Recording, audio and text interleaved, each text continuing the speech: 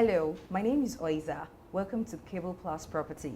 At Cable Plus Property, our aim is to make sure that you're sensitized and enlightened about everything you need to know on your land and landed property, particularly about documentation, protection, processing planning documents, and getting your property protected by the government agency at your land of residence or wherever your property is located. We want you to have access to information and all that you need to know about property and land. And so in this program, we'll be having town planners and professionals in the built environment, particularly in Lagos State, as our case study to come talk to you and also enlighten you about everything. In this video, I'll be having a question and answer session with the National President of the Nigerian Institute of Town Planners, Town Planner Olutoyin Adedamola. Come with me.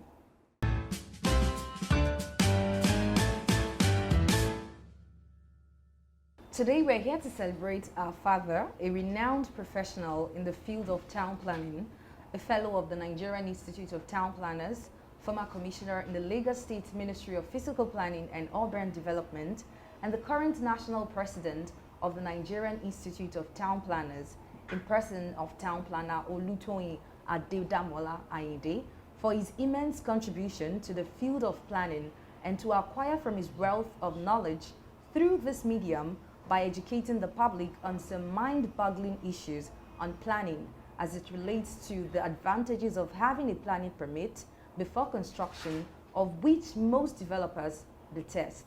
Welcome, sir. It's good to have you on the show. Thank you very much. It's my pleasure to be here. Who procures the planning permits for intending developers? If we look at being professional, it will be the professionals in the construction industry, because you get an architect to do your planning, and most of the times there are people who engage the services of town planners to do that, consultant town planners to procure, but really anyone in the construction industry should be able to process. You said professionals, so yes. Professionals like architects? Town planners, usually those are the two that will do it. It's rare for other professions because they are not core into the planning of the whole thing. So most times the town planners and architects, and there are times that the architects even prefer, but their town planner associate consultants to procure on their behalf. So a surveyor can? He can. There's no law. He's a professional. Okay. He's a professional.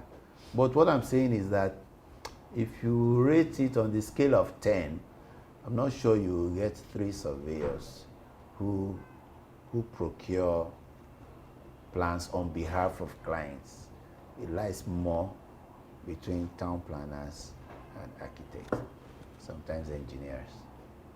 Who is responsible for the preparation of a physical development plan? Town planners, but in collaboration with other professionals. For example, a typical physical development plan will have the input of a land surveyor, because you need a perimeter survey to define the property where you even want to plan. So a land surveyor is involved. You need a town planner who is going to formulate that plan itself. In formulating that plan, he needs subsoil engineering information.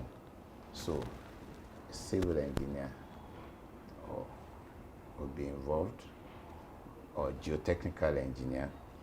When he has done his layout design, he needs a civil engineer to detail each road system and the drainage, giving direction to the invert levels and so on. He needs an electrical engineer to design the electrification of that area, to propose how many transformers they will need, for example, and where they will be located. He needs the services of a mechanical engineer to propose water reticulation, the location of the water treatment plant, sewage treatment plant. He needs the services of a telecoms engineer if you want to propose the internal PABX system. You know, they can have their own telephone system within to improve security.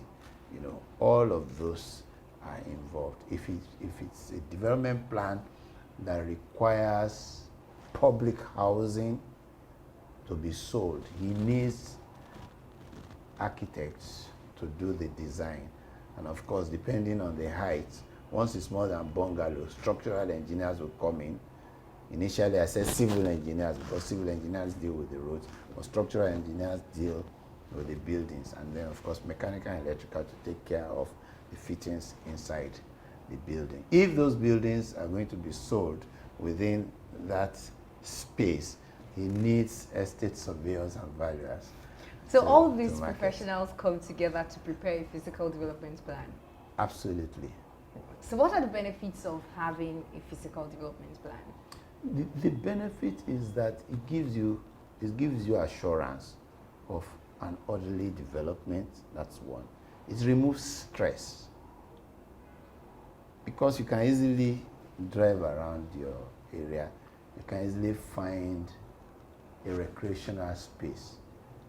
An ideal physical development plan looks at three things: live, work, play.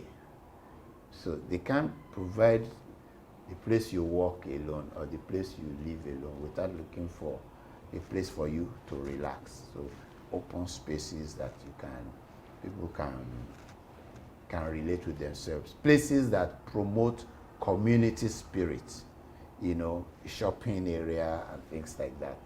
That's what it entails. And when you have that, then there's convenience. So that's benefit.